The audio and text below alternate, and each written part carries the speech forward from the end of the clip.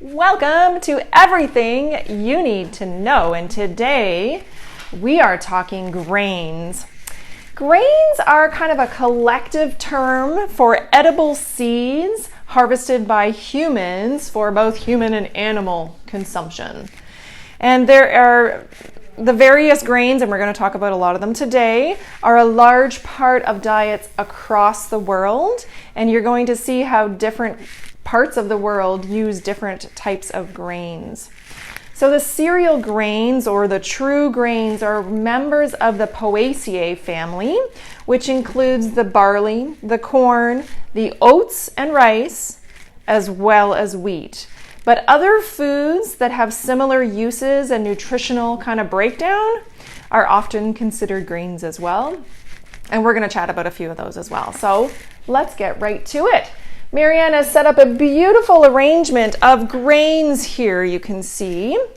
We're going to chat about all of them. Let me find some of these that are considered ancient grains. So ancient grains, a few of them are amaranth and buckwheat, encorn, farro, millet, rye, spelt, and teff. All the ones we don't often quite hear about. Here is an example of buckwheat. So this is buckwheat right here. And buckwheat can be ground up just to make any kind of flour, but it's just considered an ancient grain. You can see it's a very different shape than our wheat. It is a triangular kind of tripod, a three-dimensional one. This is amaranth. And I love the variety of seeds we call grains, because as you can see, amaranth is tiny, tiny, tiny as compared to any of the other grains. What we like about ancient grains is that they have not been modified by the laboratories around the world to increase the yield, which is the production or the amount of grain that's grown per acre. They haven't been changed and altered. So typically, ancient grains are higher in protein. They are a source of omega-3 fatty acid, which we know is really good for our brain, and as well, it's really good for keeping our blood stable and thinner. And it's also higher in antioxidants, those ancient grains. So if you ever get to try any of those ancient grains, then you'll get to see how they're richer in flavor. They are a little bit nuttier. They're chewier, of course, because they're higher in fiber. This is pearl barley. You can see it's quite white, very pearly, they say. And this is pot barley. It's a lot darker, as you can see, than the pearl barley. So what is that difference? Well, the pearl barley is refined. It is missing that bran, so it's not actually considered the whole grain, whereas the pot barley is considered the whole grain because it has all those different parts of the grain in it, which we're going to talk about in a minute. So what you want to look for is the pot barley. I've always seen it labeled like that, but sometimes you might see it as hulled barley or whole barley. And barley has like a nutty flavor to it, so it's really great in soups and stews. All right, next up we have bulgur. So bulgur is cracked wheat, pretty much. It's a pre-cooked wheat that is dried and then hulled and then ground into kernels. So it is just tiny little pieces of wheat kernels. You can think of hull as the corn husks on a corn stalk. We have to take those husks off to get to that edible kernel. So the husks are like those hulls. They have to be taken off, but the bran is not the same. The bran is still on the inside. So anything that is hulled is still whole grain, is still high in bran. So this is a brown coarse bulgur. Then we have this one is very interesting. If you can see it in this package, this is a combination of bulgur and quinoa. And we're going to talk about quinoa next, but that's kind of neat because then we've got a bulgur, which is a cooked wheat product, and then quinoa, which is not, but they add them together because of the flavor that they taste very good in combination. So couscous is just a rolled and cracked, kind of a cut different type of wheat, but it is a wheat product. We also have orzo. Lots of people do think that this is a rice product, but it's actually a wheat product. So, and again, on these packages, if you do buy one or you find one at the at a food bank somewhere, they always have a how to cook on the back, so you'll be able to read them. This is an 8-minute cook, so if we know it's a quick cook, what is not there? The fiber. So that is a quick cook, so we know it's going to be low in fiber. All right, so we all know corn, and corn is a type of grain. And it's actually the most used grain across the world, not just for eating, however. It is used for so many different things. One thing that comes to mind is the making of ethanol, which is a gas. They actually use corn, burn the corn, and make gas. So corn and corn byproducts, so parts of corn, are very commonly used across the world. However, corn is the grain that is least digestible, so not something that we should depend on for it being a whole grain. It is probably one of those grains that is the most modified as well, because it is so widely grown across the world. They've really increased the yield and increased what it contains for nutrients. All right, so next up is oats, and we can see the oat. I might bring them out here, the oat variety here. Let's put them in order. And let's talk for a second about this progression. So we have steel cut oats right here. Steel cut oats, as you can imagine, they take the oat kernel and with a steel blade they cut it. That's the name of it. Pretty self-descript, but who would have guessed that that's what that means? So steel cut oats do take quite a bit of time to cook. It's about a 20-minute cook, and that's how we know that it's great for us, because it does take a little bit longer to break down that fiber to make it soft to be able to eat. So after cutting with a steel blade, we roll it with a steam big heavy roller in the production and manufacturing, and it becomes large flaked old-fashioned rolled oats. Thus the name, they roll it. And then to make it a little bit quicker cooking, because rolled oats are going to take 8 to 10 minutes to cook, get fully softened, there's a whole bunch of varieties of quick cooking oats, and it really does depend on how small they cut them as to how quickly they're going to cook, because if you increase the surface area by cutting it lots, the water can get really quickly to it, then it's going to be really a quick cooking one. And it's kind of funny, I don't know, Rebecca, if you can zoom in on that. Somebody put old-fashioned oats, and then it looks like minute oats because it's very dusty, very tiny little pieces on the top of that. But two very different oats, and you would likely use them very differently. If you had old-fashioned oats in cookies, you would definitely have to add more moisture to that and let it sit for a while to soak up that moisture in order for the cookies to not be very, very crunchy. We know oats as a good source of protein, right? That's why we eat them for breakfast, because they are a grain. So they're a source of carbohydrate, which is that quick energy, that give and go, get out the door in the morning and go all day.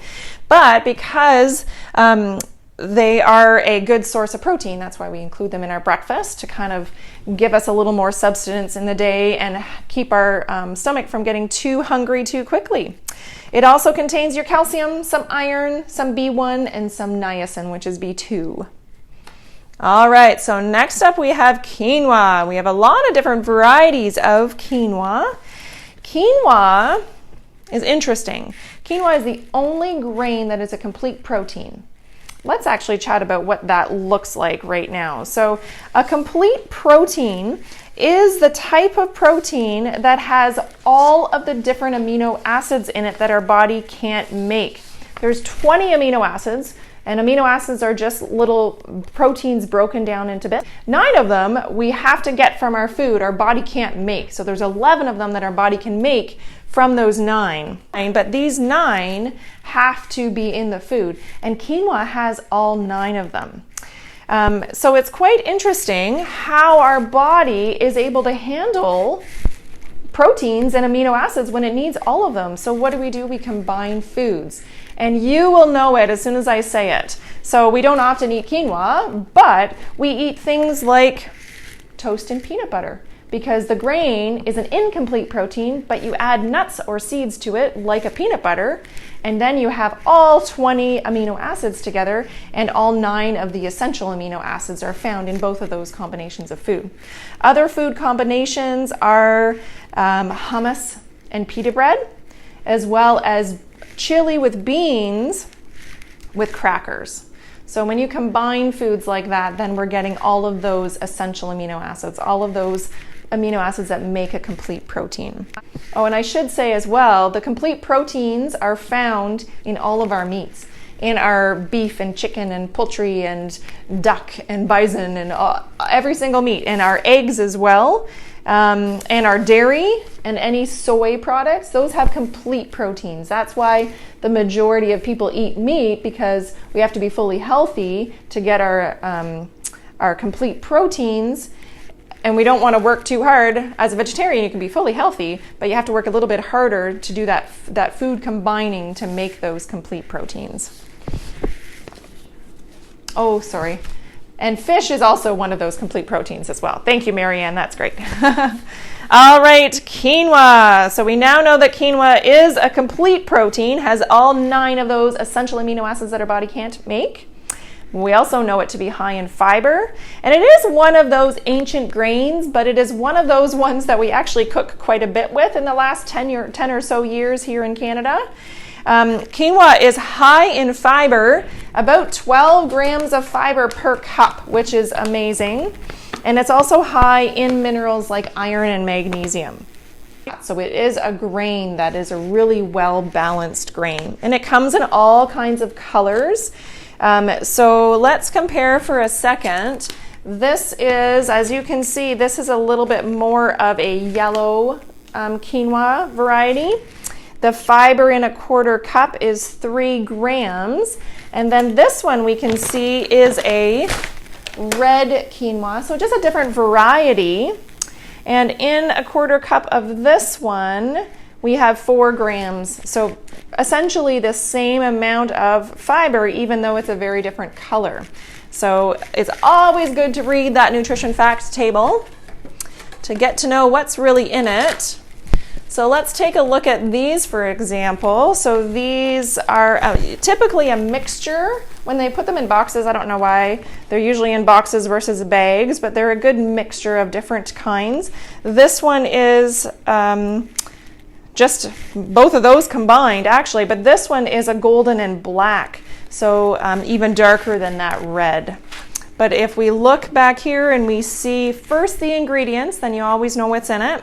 So organic whole grain golden quinoa and organic whole grain black quinoa, and that's it. So that's all that's in there. And for a quarter cup, there's also 3 grams of fiber. So there you go. All the different colors of quinoa have equal amounts of fiber in them, which is really great to know. And quinoa is a higher source of protein and fat than the other grains. All right, let's talk rice. Rice is one of those really main staples across the world as far as grains are concerned. However, rice is one of those grains that, depending on the different color of the rice, it's going to really depict what the nutritional quality is of it. The browner the better, because that means that the bran coating surrounding that kernel after harvest, the bran and the germ layers are both intact. This is a long grain brown rice, and I just wanted to compare the 2 different colors to there. So you have this is called an enriched long grain white rice, and enriched means they've stripped the bran out of it and they've had to add in kind of commercial made vitamins. They're not naturally occurring vitamins. So let's look at the difference in fiber. For a quarter cup, again dry, the fiber in that is less than 1 gram, it lists. And then in these, a quarter cup dry, the fiber is 2 grams. So you're getting over 2 grams of dried quarter cup is about a half a cup of rice cooked and whoever, stops at a half a cup. That's the amount that you hold in the palm of your hand. So usually we'll eat 3 servings possibly, 3 half a cup, so a cup and a half of rice when we're eating rice. So then your fiber is going to add up, 2, 4, 6 grams, right? So at the same time too, this brown rice is going to take a little bit longer to cook. So this one takes 30 to 35 minutes versus the white rice. That is usually done in about 8 or 10 minutes typically. All right, and then you've got something that has been slightly pre-cooked and then packaged, and you can tell there's not a whole lot of air in it, and it's done in 2 minutes. So we know that when we're eating this kind of rice, we're not eating it for the nutritional content. Now, sometimes I understand that in the food that you're eating, all you want is a nice soft white rice, and that is okay. I fully get it. Just know that you're not getting your fiber and you'll need to make up for it in other meals, and you're not getting the vitamins and minerals that are attached to that bran in that rice. So here is a very dark black rice. This is black rice, and unfortunately, that one doesn't tell us how to cook it. So we'll have to look that one up online. Maybe I'll get Marianne to check that out as we're talking. So a black rice, just to see how long that would take. Very frustrating when they don't tell us how to cook that, isn't it? So this is called arborio rice, arborio rice. And you can see it is like a thicker, a wider rice, and it's typically a sticky rice. So you'd use that in certain dessert dishes typically. And it's a very quick cooking as well. So it's a 15, 18 minute cook. So Marianne says 40 to 45 minutes for the black rice. So you can imagine it's going to be a lot chewier. So this would taste fantastic in soups and in stews and salads, cold salads, where you really want a crunch because you've got crunchy raw vegetables. When you're cooking rice as well, the same goes for quinoa. I typically don't just cook in water. I like to cook it in some sort of broth or some spice. You can add some thyme or Italian seasoning, salt and pepper, just to give it a little bit more flavor. And here's a tip on cooking rice.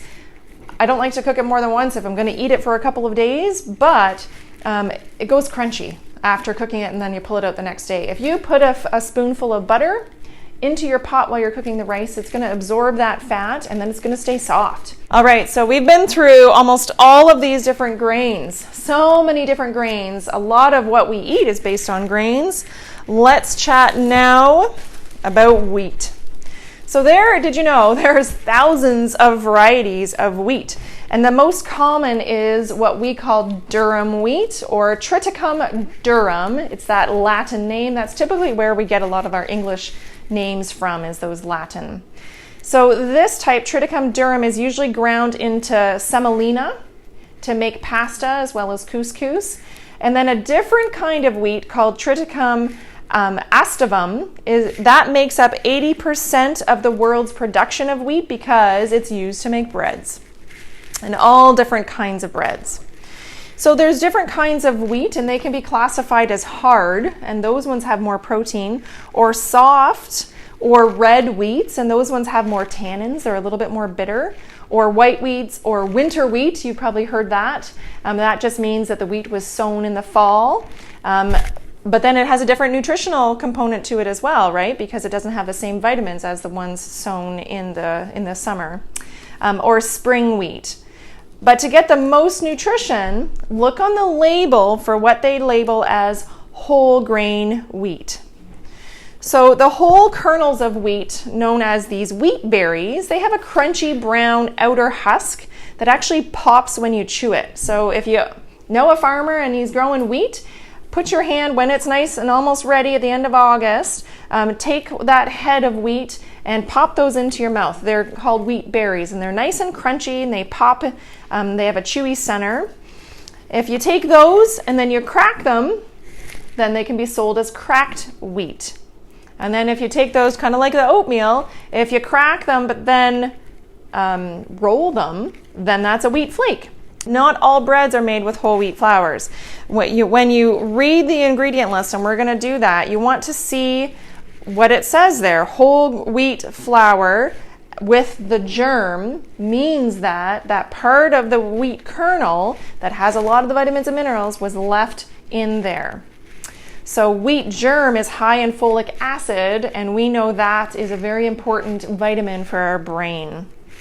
So let's just, actually, you know what? Let's talk a little bit, because we're on that note right now. So we need to know the 3 different parts of the wheat kernel. So we have the bran, and that's the outermost part, and that contains a lot of the fiber, or the majority of the fiber, and some B vitamins. And then we have what we call the endosperm, and it's located just on the inside of the bran, and that contains the majority of the carbohydrates as well as a little bit of protein. And then we have this little bitty part of the wheat, and that's called the germ. Some people call it the embryo, and that contains the oils, all the rest of the vitamins, the majority of the vitamins, some proteins, as well as some minerals and antioxidants. So when wheat is refined, it takes away that bran layer as well as the germ, all that inside goodness, which is a lot of the oils, the vitamins, the proteins, the minerals, and the antioxidants, which we talked about. So it decreases 17 key nutrients. So when we buy refined or white bread, we are losing quite a bit of nutrition. The white bread is left with just that third part, just that endosperm part. And the endosperm contains the greatest amount of protein. That's why we have some protein in the kernel, in the bread left. But it has the most carbohydrate, has a little bit of iron as well as a little bit of B vitamins in it, which gives us some of the good natural health and nutrition. However, without the bran and the germ, this processed white flour is missing all those key nutrients such as the iron, magnesium, selenium, a lot of the B vitamins, and a lot of the fiber, which is why many bread companies add synthetic or commercially made versions of the vitamins and minerals back into the flour. So you look at your label of bread, and what you're wanting to find are the words whole grain wheat flour. Sometimes it's going to list it.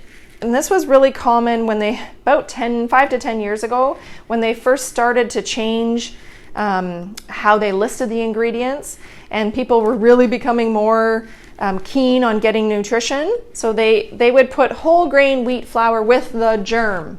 So if you see that, then you know 100% that it's high in the naturally occurring fiber and vitamins.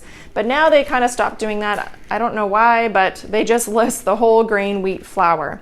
But as soon as you see whole grain wheat flour, then you know that it was the naturally occurring wheat kernel with all 3 of those parts of the kernel. What is the difference between whole grain and multigrain? I get this quite a bit. So we just learned that whole grain means that it contains all 3 of those parts of that kernel. Multigrain means that it contains multiples of these grains. So a bread that is a multigrain bread might be some quinoa, rice, and wheat bread. However, very often it's a white quinoa or a light fiber, it's a white rice, and it's a white wheat flour blend. So quite often you have to watch and really read your labels, because a multi-grain bread will just be refined, just multiple grains that are refined. So read your label well. Let me know if you find a whole grain multi-grain. I just wanted to kind of put this all into perspective a little bit. We should be eating between 5 and 7 servings of grains every single day, and half of those should be whole grain. So that is, between 2 and 4 servings of whole grain. So think back over your day. If you eat grains for breakfast, is it a brown grain? If you eat bread for lunch, is it a whole wheat or a whole grain wheat bread? If you eat rice or pasta for dinner, is it white? Is it brown? So there is everything you need to know for today about grains.